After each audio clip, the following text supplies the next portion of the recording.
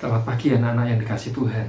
Om rindu sebetulnya ketemu sama kalian. Udah 3 bulan lebih kita tidak pernah berjumpa karena ada COVID ya. Oke, tapi gak apa-apa. Pagi ini kita akan bahas satu tema firman Tuhan, yaitu mentaati perintah Tuhan.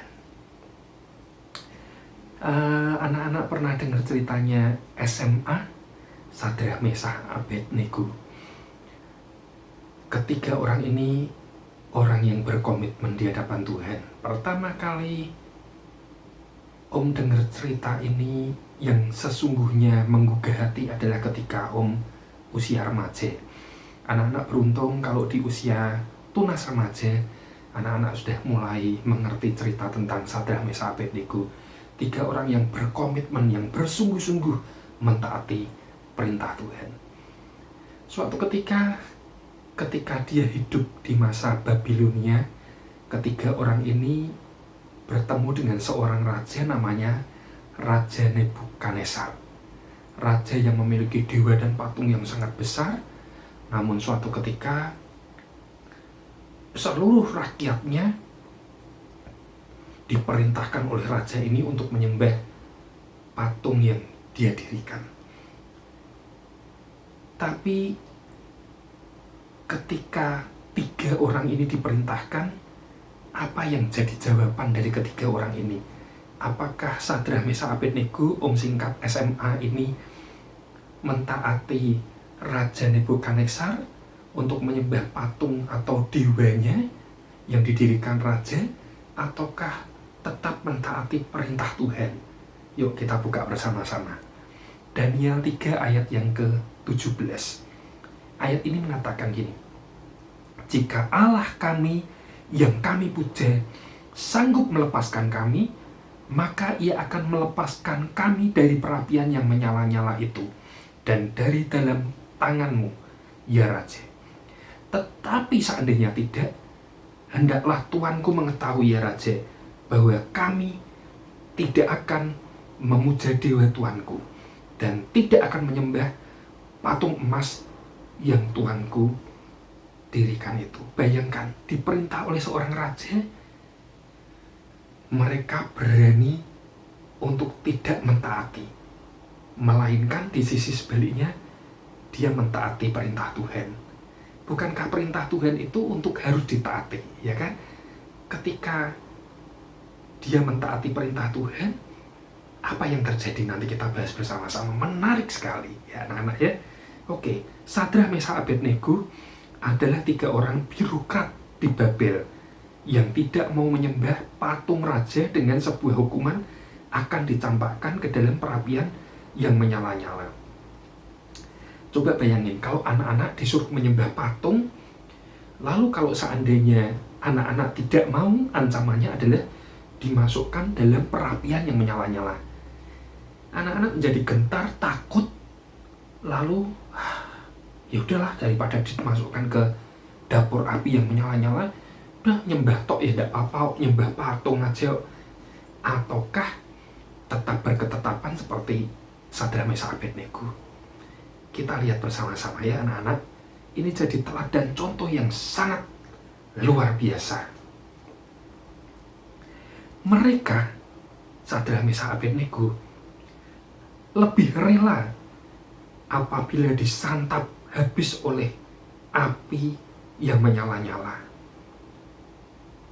Karena keputusan mereka bertiga adalah untuk tetap mentaati perintah Allah.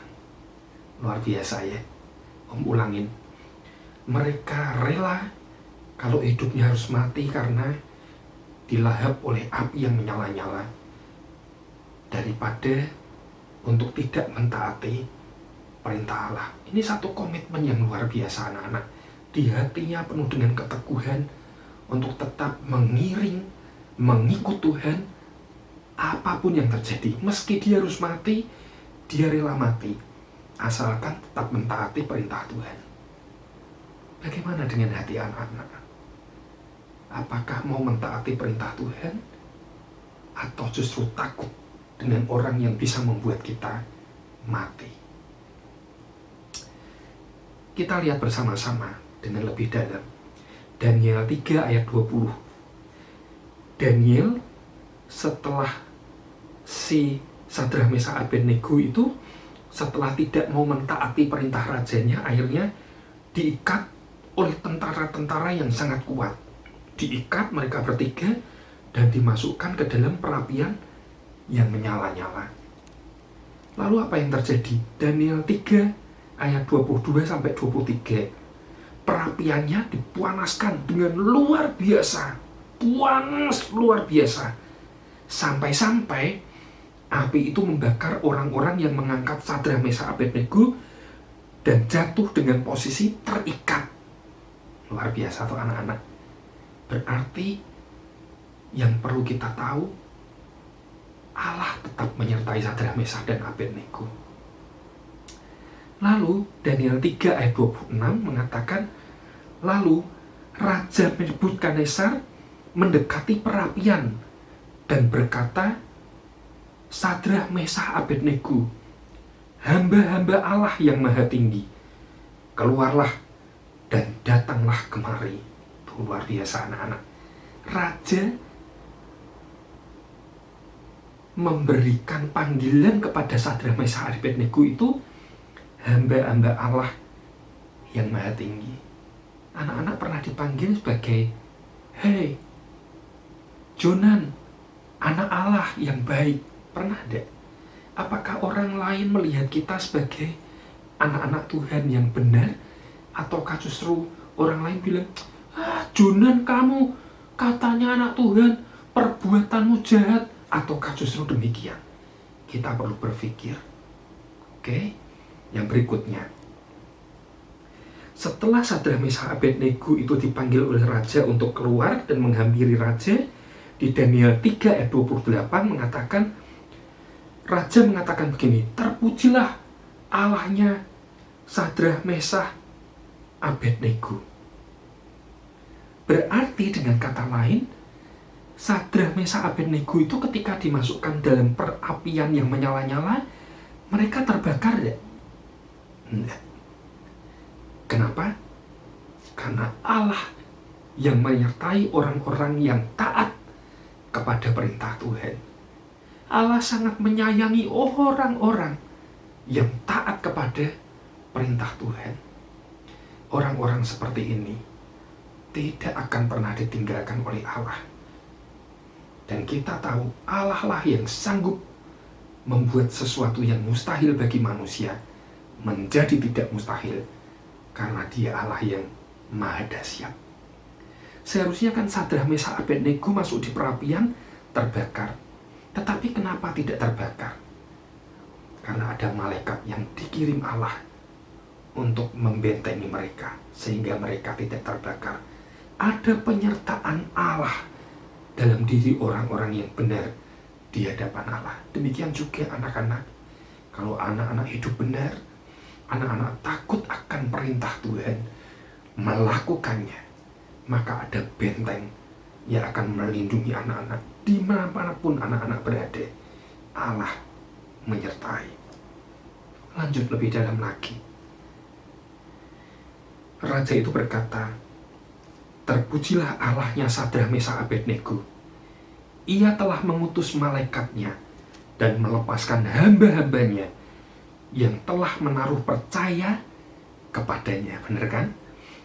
Mereka tidak mau memuja dan menyembah Allah A kecil manapun kecuali Allah A besar, Allahnya mereka, Sadrah, Mesakh, dan Abednego. Sadrah, Mesakh, Abednego tidak mau menyembah Allah atau patung dewa yang didirikan oleh Raja Nebukadnezar.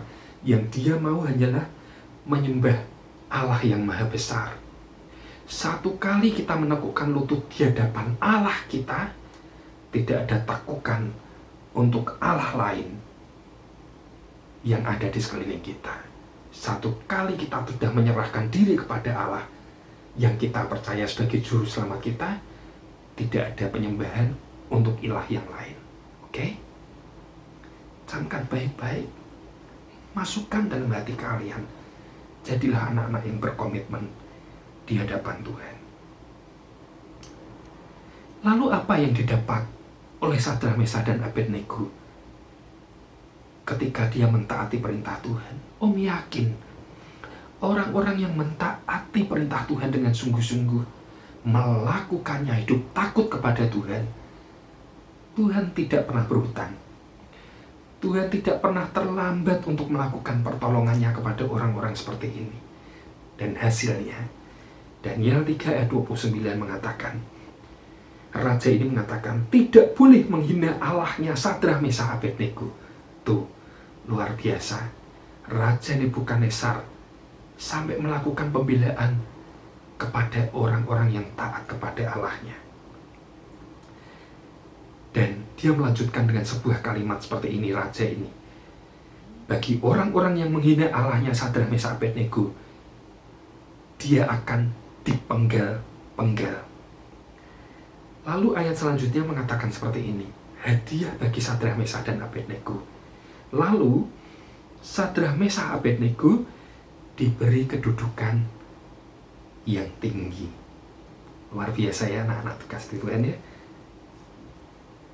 Orang-orang yang taat kepada Tuhan, Tuhan pasti akan memberikan entah itu kedudukan yang tinggi, entah itu hidup dalam kesehatan, entah itu hidup dalam kebahagiaan sesuai dengan kedaulatan dan apa yang menjadi kehendak Tuhan. Yang baik-baik Tuhan akan berikan kepada orang-orang yang taat kepada perintah Tuhan. Anak-anak mau jadi anak-anak yang taat kepada Tuhan? Harus, ya. Nah, dalam tekanan hidup ini, Sadrak, Mesakh, Abednego tetap mentaati Allah. Hingga akhir kisah ini, mereka tetap hidup. Bahkan Raja Babel, Nebukadnezar, memberikan kepada mereka kedudukan yang tinggi di negeri tersebut. Pertanyaannya buat anak-anak semua, nanti sebagai bahan diskusi bersama guru-guru yang mendampingi atau bersama dengan papa mama ya. Perintah apa saja yang anak-anak atau kita harus taati? Contohnya, 1. Mazmur 100 ayat 2. Tuhan memberikan perintah seperti ini. Beribadahlah kepada Tuhan dengan sukacita. Datanglah di hadapannya dengan sorak-sorai. Perintah ini anak-anak taati apa enggak? Datang kepada Tuhan beribadah dengan sungguh-sungguh. Ataukah kalau kita beribadah, kita guyonan, kita main-main, kita tidak pernah serius. Dengar firman Tuhan, kita tidak pernah mau serius. Nah, jadi bahan pertanyaan buat anak-anak sendiri.